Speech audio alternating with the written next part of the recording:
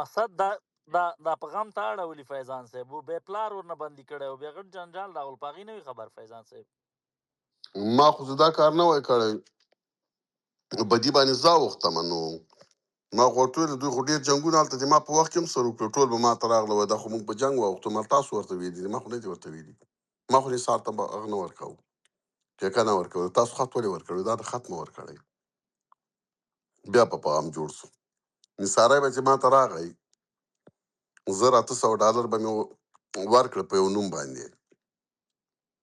بس دم دغه کار و چې دغه $1000 رانه واخلي، نو ما به ویل چې په $1000 له دې سړي نه خلاص شم، خدای پاکه څومره کار به وشي. هره ورځ به ټیکې راته راوړلې، دلته مې یوه ټیکه درته پیدا کړې، دلته مې ټیکه پیدا کړې. نثاری به رانه لاړ. بله ورځ به چې بیا چېرته پیسې ورسره خلاصې وي، چا به ورته وي دلته راسه نمبر دلته تېر پټ کړه، هلته ځان تېر پټ کړه، هلته پټ کړه. دفترو کې به نه تېر پټېدم چې بیا به پیدا کړم 2-3 میاشتو کې بیا به مې 1000-2000 ورکړې. بیا به سړی لاړ ورک پس. خو تر اوسه پورې ما ته وایي چې یاره په دې ټولې دنیا کې بیا تا غوندې کس پیدا نه کړي، دا ته څه رقم ته یو چې رابغی چې خان صاحب راغی، نثار راغی، نثار خان جوړ تکړه. وا سړی دا خلک وایي ما ته وایي دی تا پسې ډېرې خبرې کوي، دی تا سره ډېر مخالف دی. مل خلک ما ته نسي زغملی چې سره انډیوالان سو. کومه رښتیا دې ویلې وایي ته وایي ډېر له زړه نه پاک یې. زړه که مې ویلې چې له ما نه ولاکه زړه کې ګنده سړی اوس وس مې نه در سره کېږي چې در باندې وکړم. ټولو خوږیاڼو کې دې ما ټوله مشینري ولاړه ده او تا بیا کل سره زه جنجال وکړم په غضب در سره راوړم. په دې نثاري باندې مې ټول خوږیاڼي مدیریت کړي وي عنایته. په سیاسي لحاظ به ضابط صاحب را سره و، په دې بدماشۍ کې به نثاری را سره و. نور به زیاتې چې خلکو جایپوری مې مر انډیوال که په هغه بلې ډلې کې، خو هغه و بیا بسار یو سره مې بیل بیل سترګه کې ویلې، یو ته به مې ویلې ته مې انډیوالې، بل ته به مې ویلې ته مې انډیوالې، چې سره یو ځای به سو وایي اوس دې کوم یو چا سره کار کوې. بس بیا به مې ورته ویلې مل زه چا سره کار نه کوم، نه مې دا په کار ده نه مې دا په کار ده. بس ضابط صاحب دې موږ او تاسو ټولو ګډ مسې ده چې څه فیصلې ضابط صاحب کولې هغه به کوو. بیا یې ضابط مخې ته څوک هم نه ورتله. ما ته ویل ما دې خلکو سره په غم مه اړوه، قسم وایي چې ته لاړ شې به بیا ما نه پرېږدي. ما ضابط صاحب ته موږ خلاص نه کړې، موږ خو تباه برباد یو. چې وکړو ښه سړی و ضابط صاحب. نن زه ډېر خوشحاله یم ولا هر وارې به دې ما په سر باندې جنجال کوو.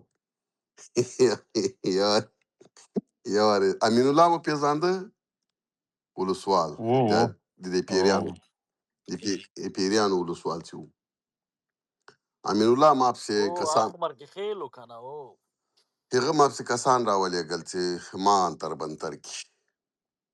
هغه ما زه پوه شوم ورباندې کسان مې ولیدل. ما ضابط صاحب ته زنګ ووایم دغه کسان را پسې رالېږلي دي د امین الله دا ملک سم که امین الله بیا له ضابط صاحب سره رابطه ډېره وه.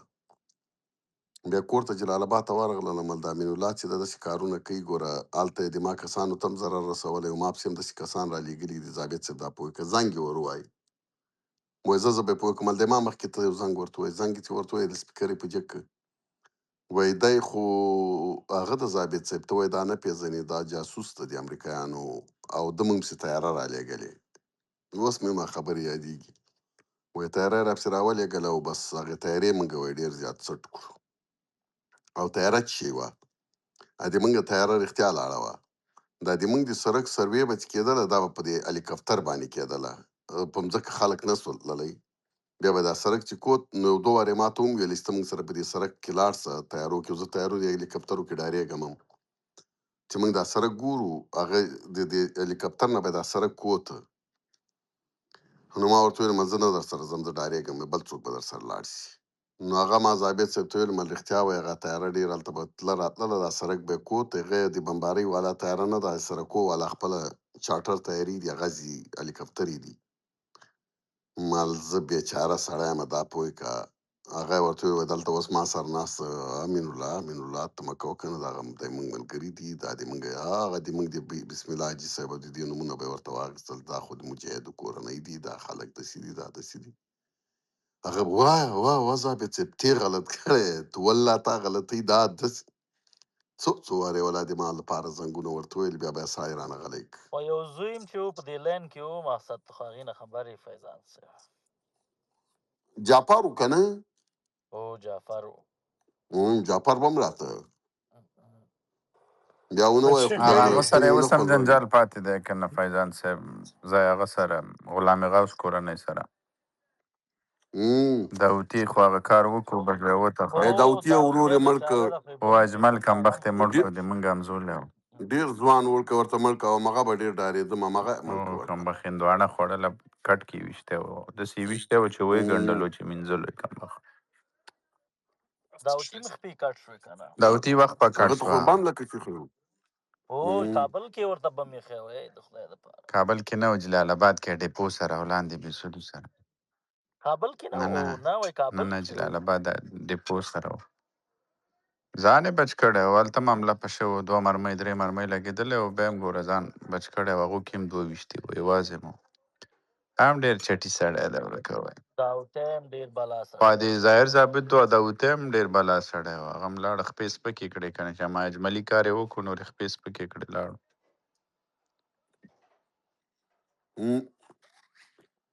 تاسو دا ټول پیژنئ که نه. ما 4 کاله د دې خلکو سره معاملې وې، 4 کاله مسلسل، او په دې هرې ډرامې کې زه ورسره وم، په دې هرې ډرامې کې وم، هم په خوږیاڼو کې به ګرځېدم. نو تاسو خپله فکر وکئ، دا مې یوه کیسه ده. رئیسی د دغه خوږیاڼي هغه حاجي خیرای به مونږ ورته ویلې، دغه جیپورای، اصیلی، داوطی، جعفر دوی، د خپله ضابط صاحب امین الله، همداسې نور کتار. یې خواته به مې د هغه سره جنجال و، له حاجي صاحب عبدالخالق سره په چا به پکې راښکاره سه، دا ټول به یې هغه پسې وخوړل، هغه پسې بل بدماش شو. همغو ورځو کې 200 کسان انتر بنتر کړل عبدالخالق، 200 نه خو به یې زیات کړي او کم نه. زنګ یې یو ورځ راته ووایي، وایي وایي څه روغ رانه خلاص وي؟ هېڅوک داسې روغ نه دي رانه خلاص لکه ته چې رانه خلاص وي. وایي حاجي صاحب چی دي؟ تا مذهبک غی، هغه خو هر شی ویلې، چې د تا دغه نرمه خوله او د تا دا خبرې او دغه عمل ته دې چې زه ګورم، که مې کوتره نه کړی دی، زه به د هغې هندو زوی یم چې زه یې په دغه شي زېږولی، بس زه اوس در باندې پوه شوم. ما به ورته وخندل، واجي صاحب ته خو امر وکړه، که تا امر مځکې ته ولوېده خو بیا زه ذمهوار یم. وایي زه هلته کور جوړوم، دا بلدوزر راولېږه، ملاجل بلدوزر به یې تا کور ته ولاړ وي. زنګ مې ووایي کسانو ته مل لوبېټ سوی و، مل بلدوزرونه چېرته دي؟ وایي یو هلته دی، یو هلته دی، یو هلته دی. مل یو بلدوزر بار کې دی، حاجي صاحب عبدالخالق کور ته یې ورسوی. یاره 4 ساعته 5 ساعته به پکې لګېدلي یا به نه یې لګېدلي. مل حاجي صاحب بلدوزر کور ته درغی نقشه واچوه، کوم ځای د تړنګ کړم، کوم درته آباد کړم. یاره د تا غوندې سړی وایي ما نه په ژوند کې لیدلی نه سته ده، که بس دغه پلانکی ځای لږ راته په هوار کړه. هغه به مې ورته په هوار کړه. مل چې وکړو نور بس هېڅ ته ما باندې غوسه مه مل ته خو دې موږ مسېر یې حاجي خو دا صاحب. جبار خیل ورنه ډېر سره ټکوي، دی خو معروف خیل و که نه ما فیضان صاحب. وایي دا جبار خیل سره یې ظلم کړی، ده ورسره کړی، ده ورسره کړی.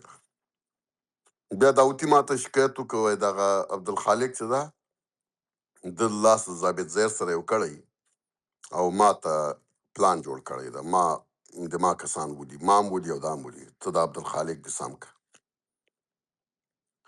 عبدالخالق ته مې زنګ ووایي مراجي صاحب ته به په دې خوږیاڼو کې ګوتې نه وایي، دا د موږ او تاسو یوه معامله ده، د احمد زوی او د خوږیاڼو یې بله ده، دا کارونه کې ګوره. وایي ته خو دا کار نه کوم، ما داسې خبر شوی یم چې ته په دې معاملو کې ګوتې وایي. وایي نه نه نه نه، ورته دې ما له طرفه اطمینان ورکړه. کار چا وایي داوطي درته ویلي مل و. وایي زه خو داوطي صاحب ځم داوطي سره چای څښم، هغسې هم د داوطي کور خو په توتو کې سړک په سر و.